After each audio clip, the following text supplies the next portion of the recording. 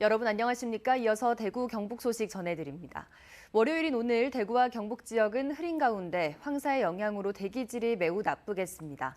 오전부터 낮 사이 가끔 빗방울이 떨어지는 곳도 있겠고 경북 북부 내륙에는 늦은 오후부터 돌풍과 천둥, 번개를 동반한 소나기가 오는 곳이 있겠습니다. 예상 강수량은 경북 북부 내륙에 5mm 안팎, 그 밖에 대구, 경북에 0.1mm가량입니다. 오늘 아침 최저 기온은 대구 17.4도, 안동 15.8도, 포항 18.3도 등이었습니다. 낮 최고 기온은 대구 21도, 포항 20도 등 19도에서 22도에 머물며 어제보다 4에서 8도가량 낮겠습니다.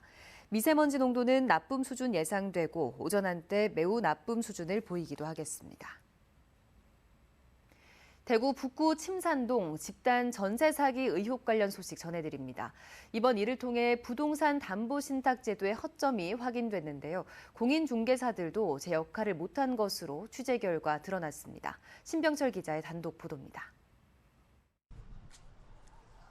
부동산 신탁회사가 소유하고 있는 부동산에 대해 임대차 계약을 할 때는 임대인이 신탁회사인지 반드시 확인해야 합니다.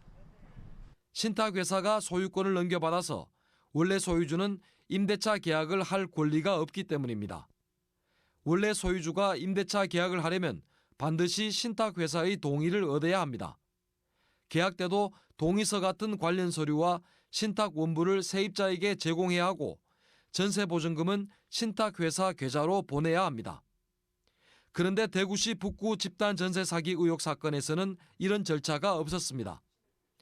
피해를 당한 17가구 세입자들은 대부분 서로 다른 공인중개사를 통해 계약을 맺었지만 절차가 지켜지지 않은 건 마찬가지였습니다. 처음 계약을 할 때 아는 지인분 부동산을 통해서 해가지고 자기는 뭐 신탁회사랑 이미 얘기를 다 했다, 거기서 동의를 다 했다, 그런 부분에 대해서는 걱정을 안 해도 된다. 제가 그 부분도 또 확인을 했어요. 그 분한테, 제 지인분한테. 세입자 중 유일하게 중개대상물 확인 설명서를 받은 오모 씨는 융자금 1억 원이 있다는 것을 알고 공인중개사에게 문제가 없는지 확인까지 했지만 이번 사태를 피하지는 못했습니다. 이 건물 전체 가격은 20몇 억 원이 되는데 거기에 1억 원이 잡혀있는 거는 아주 작은 소액이라서 괜찮다는 말씀을 해주셨어요. 세입자는 공인중개사를 의혹의 눈초리로 보고 있지만 연락조차 되지 않고 있습니다. 다른 공인중개사도 무책임한 태도는 마찬가지입니다. 이 동의서 발급해주기를 한다는 특약사항 자체가 계약 후에 이루어지는 거지 계약 전에 이루어지는 것이 아니다 하면서 그런 것까지 뭐 상세하게 얘기할 거면은 협회를 통해서 소송을 하시라 이렇게 나옵니다. 더욱 문제는 세입자들이 부동산 담보신탁 계약서인 신탁 원부를 확인해도 대출 규모를 알 수가 없었다는 겁니다.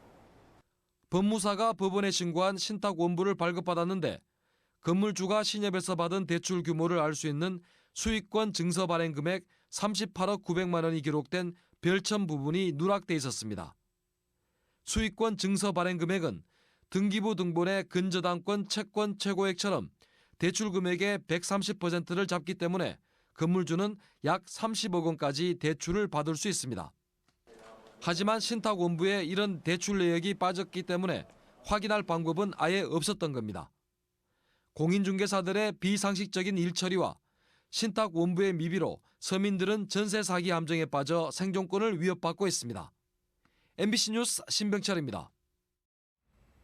어제 낮 12시쯤 경북 군위군 우보면의 왕복 2차로 도로에서 마주 달리던 1톤 화물차 2대가 부딪히는 사고가 났습니다. 60대 여성 운전자가 병원으로 옮겨졌지만 숨졌고 상대 운전자인 30대 남성도 크게 다쳤습니다.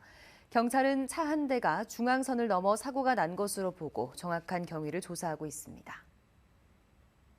경상북도가 칠곡과 영천, 포항 지역 경로당 어르신과 사회복지시설 입소자를 대상으로 감염병 검사를 실시합니다. 살모넬라와 노로바이러스, 황색 포도알균 등 21종의 병원체에 대해 검사합니다. 경상북도는 기온이 오르고 사람들의 활동과 접촉량이 많아지면서 유행성 감염병 발생도 많이 증가할 것으로 예상된다며 감염병 예방을 위해 취약계층에 대한 선제 대응이 필요하다고 설명했습니다. 이상으로 MBC 뉴스를 마칩니다. 여러분 고맙습니다.